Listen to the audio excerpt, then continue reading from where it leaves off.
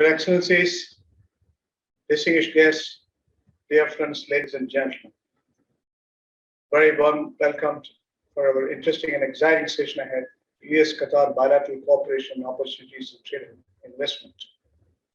We have a combination of very fine speakers represented by Mrs. Natalia Baker, Charge Affairs, US Embassy, Doha, Qatar, Mr. Fahad Al-Dosri, Diplomat and Commercial Attaché, Qatar Embassy, Washington, D.C. We also have Mrs. Megan Shilda, Senior Commercial Officer, US Embassy, Doha, Qatar, and Mr. Jesse Edgerton, Senior Economist, JP Morgan Chase. With me, my colleagues, Head of Treasury Investments, Mr. Rudy Stillholt, Head of Trade Finance, Mr. Namit Gatani, Head of International Banking, Mr. Andre, and again, Head of Retail Marketing, Mr. Makram. It's a pleasure and privilege to have an interesting and exciting time with you all. And we have excellent response from our audience. We're going to speak as scheduled in our profile, and we will showcase the opportunities in bilateral terms in terms of trade and investments. We live in a changing world, extraordinary set of changes and challenges we are witnessing. We are transformative through its character and substance in this new world, a new world order, I should say. We're in a defining moment. COVID has transformed the economic risk and governance. Again, environment risk and governance. Human development, which is in a changing phase. Recognizing the social risk management and allied universal values which we are resetting are all the new world order. We have also seen the reflection of change in terms of the overall fiscal monetary prudence. Universal values are getting set for sustainable development goals. Eradication of extreme poverty, gender equality, universal education, universal health care, global warming and climate change. As we speak, COP26 is underway. Global economies are not only looking at economics, they're converging with ecology, economics. That's the true reflection. How do we create a carbon neutral society? What sort of compliance architecture we put in to protect this world, protect this planet, or protect our children and grandchildren? We have enormous tasks ahead.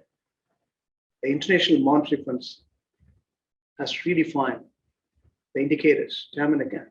Last year, 4 times. October 2020, numbers are different in January, and again in June, and again August. October 2021, we have a new reflection of taking into account the vaccination.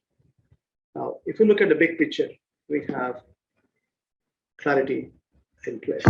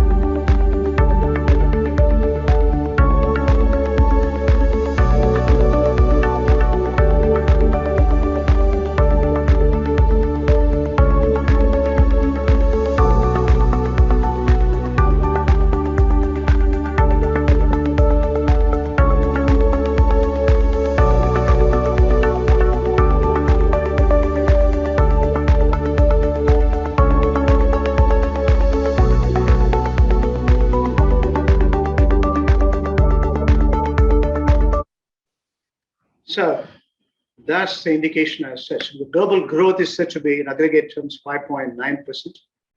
Advanced economies should be doing around 5.2% for this year. Next year, they should come down to 4.5%.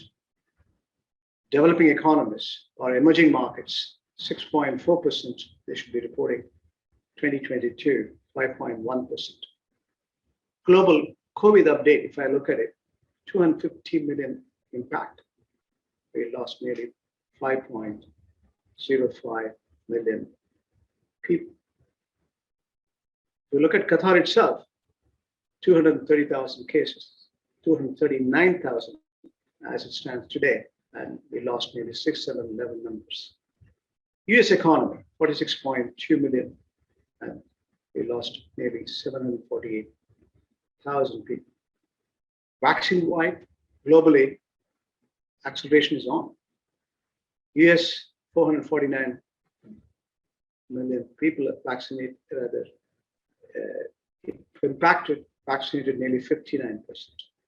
Qatar, 4.8 million people were either vaccinated, and fully vaccinated is around 77. US is around 449 million total administered vaccine. Fully vaccinated is around 59. So this is the big picture. With these predicaments, we have to redefine the economic acceleration. So sustainable development goals on the one side, and ensuring reorganization in terms of fiscal and monetary prudence is working to universal values. And that's the name of the game. Now, if you look at the US Fed action last Wednesday, exactly a week before, what's the split? We are strongly committed to achieving the monetary policy goals that Congress has given us: maximum employment and price stability. Today, the FOMC kept interest rates near zero, and in light of the progress the economy has made toward our goals, decided to begin reducing the pace of asset purchases. With these actions, monetary policy will continue to provide strong support to the economic recovery. Given the unprecedented nature of the disruptions related to the pandemic and the reopening of the economy, we remain attentive to risks and will ensure that our policy is well positioned to address the full range of plausible economic outcomes. I will say more about our monetary policy decisions after reviewing recent economic developments. Economic activity expanded at a 6.5% pace in the first half of the year, reflecting progress on vaccinations, the reopening of the economy, and strong policy support. In the third quarter, real GDP growth slowed notably from this rapid pace. The summer's surge in COVID cases from the Delta variant has held back the recovery in the sectors most adversely affected by the pandemic, including travel and leisure. So that's what it is. The tapering, now you're seeing the reflection now, cutting back its purchases of treasury bonds and mortgage bonds. That's on from this month onwards. Reduction is going to happen in terms of treasury as well as mortgage. Fed will also keep the interest rate 0 to 0.25. The more I think expert economist, Mr. Jesse from JP Morgan, will enlighten the audience. When it comes to Qatar economy, we are operating on 4 pillars: economic, social, human, and environmental development, 2030 vision, and the allied development programs. Now, when it comes to economic momentum, in spite of the changing phase of the world, Qatar's direction in terms of hydrocarbon expansion as well as non-hydrocarbon expansion is going to give us sustainable value creation in terms of revenue enhancement and also the monetary and fiscal alignment. Now, committed to social environment, here is what His Highness Emir has to say. Now, in his United Nations address, climate change remains one of the most critical challenges of our time. It brings disastrous impacts on all aspects of life for the current and future generations. Thus, we must continue our joint efforts to counter those effects. We look forward to the upcoming United Nations COP26 to be held in Glasgow, in the United Kingdom, to be a turning point towards realizing the ambitions of the international community. In this regard, the state of Qatar has placed climate change at the forefront of its priorities, adopting the necessary measures to develop climate change-related technologies and clean energy. We will present all such measures at the conference next November. That's what it is. As committed, it was deliberated in by 2030, Qatar's put a compliance architecture. What will be the commitment to climate change? That was announced last week again in Glasgow. The economy is poised to produce this year around $170 billion as a GDP, and next year $180 billion, with a current account surplus, possibly fiscal surplus as well. On the fiscal side, we are seeing a positive reflection, oil taken at $40 and focusing on revenue of $160 billion and expenditure of $195 billion, showing a deficit of $35 billion. Education, healthcare, infrastructure, that's the focus. The budget now is being redefined. We're going to have current account surplus as well as fiscal surplus. Oil is now averaging around 65 to 70, and that's oil indexed gas exports. It's going to be interesting combinations for Qatar to sustain the value creation. When it comes to banking sector, the lending growth has showed so far, first 9 months, 8%. And when it comes to government side, 5% growth. Real estate has grown by nearly 6%. Consumption has grown by 7%. Contracting has grown by nearly 11%. Service side has shown phenomenal acceleration, 13%. Trading is around 8%. And deposit growth is around, again, 8%. And that's what the reflection is all about. Qatar's central bank monetary policies akin to the overall parity linked to dollar. Again, the US reflection is there in terms of monetary programs. Now, we have reasons to believe Qatar has to put a security in prospects, and they have changed the currency notes, and we have taken measures to improve the overall cybersecurity as well. On the hydrocarbon side, we all know Qatar is moving in great speed. Now we have North Field East and North Field South.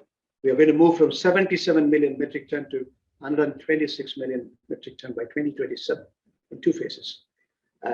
That's going to be a huge revenue stream. When it comes to exporting LNG, we have seen the reflection of long-term contracts. China used to take for short term. Now, long-term 10-year contract has been signed. Vietnam is coming. Bangladesh, again, the energy mix is changing in the emerging markets, and we are seeing a positive momentum for Qatar to export the production which we have enlisted.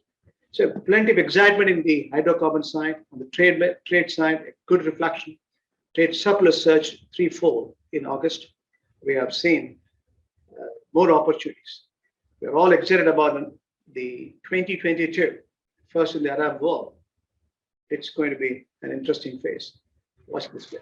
Especially considering that we're coming out of COVID-19, I genuinely believe it'll be the first global celebration where we will collectively have overcome COVID, and we will collectively be able to celebrate this tournament and create a lasting bond. And that's why I think it's when I always thought it was previously significant, I believe the significance has become even more.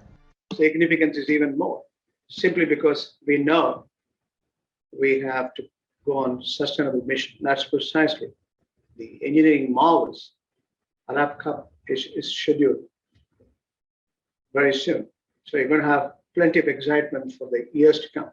Let's join the celebrations. I invite a worldwide audience to partake in this exciting celebrations. Now, US economy is also driving, some of the policy decision.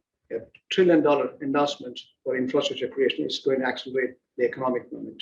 That's a good, welcome development. And again, the new administration has taken an enormous amount of transformative initiatives, I should say, transformational initiatives in terms of the overall infrastructure creations. And that's going to redefine the overall opportunities in terms of job as well as economic momentum. Growth is definitely given. A $23 trillion economy is now arguably is in true reflection of changing face of the world is characterizing its commitment. Now we are seeing bigger opportunities in bilateral terms. That's the purpose of the session today. The details will come from respective disciplines, Qatar side from Fahad, as well as Mr. My team, who are all here to answer all your questions, and the US Embassy representative, Charge EFS, plus the senior commercial relations officer are going to enlighten you what is ahead for US-Qatar relationship. Now, we also are excited about the bilateral opportunities in terms of numbers. Now, within the Qatar definitions, we have fully vaccinated flight. The airport is in great shape, and we have reasons to believe that our value streams are changing in terms of market liberalization. And we have reasons to believe we have more to offer in terms of US Qatar Year of Culture 2021. And again, we will be seeing more such activities in the coming days. When it comes to Qatar US investments, Qatar's committed investments of 45 billion, which they said a couple of years before, is ongoing, and they're exploring possibilities. And the Foreign Secretary was here, Mr. Anthony Blinken, in September. So bilateral term, that's moving. Qatar Airways is flying to Seattle now. Free zone is in full scale. Watch this clip. Very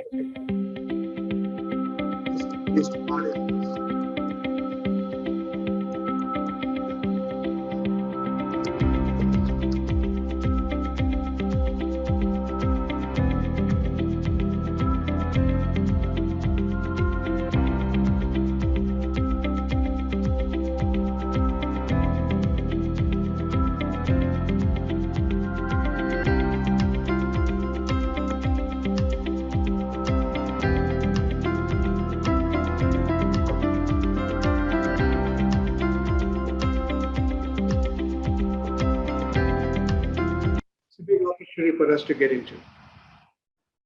The budget allocation of over 3 billion has been committed. We are seeing a huge reflection from globally getting into free zones. Equity financing as well as debt financing options are available. Know-how is a must. So you have reasons to believe Qatar's business climate is improving. Qatar Financial Center, sports, digital, financial, media, which will be your line of activity. You can get it. New investment law has changed. Again, 100% you can own, non-Qataris can own. That's a good development. Public-private partnership law was promulgated last year. That's going to be huge opportunities for the schools or hospitals. Now we are seeing the reflection of government committed investments, build, operate, and transfer. And that's what it is. We are seeing it. Where property law has changed, non-residents can invest. Now, permanent residency, they can get in by putting minimum investments, securing healthcare as well as education, and freehold or leaseholds to have properties are available for you to grab. Again, the investment framework has changed. Now, Qatar foreign direct investment is moving in the right direction. Ownership limits of 100%. These are listed companies. Many institutions, including banks, including Doha Bank, is committed for it. Now we have opportunity for international investors to look at the Qatar exchange. Interesting. Yes, it's a silver bullet solution. Single index. You have collection of best of the scripts, and you have reasons to believe it's in the life. If you look at the track record, the return on investments is significant.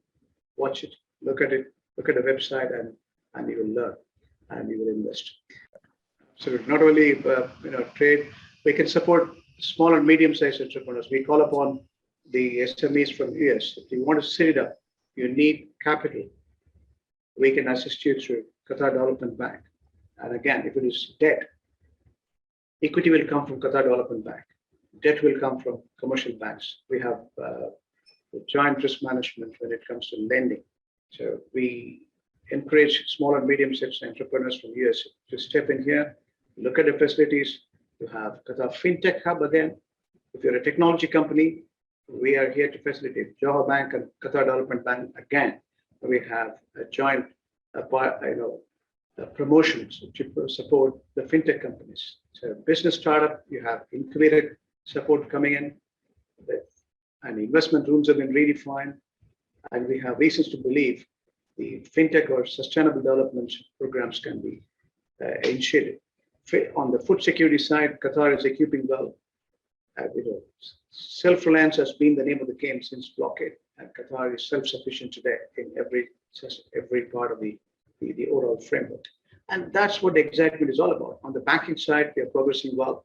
Our partner JP Morgan's representative is here.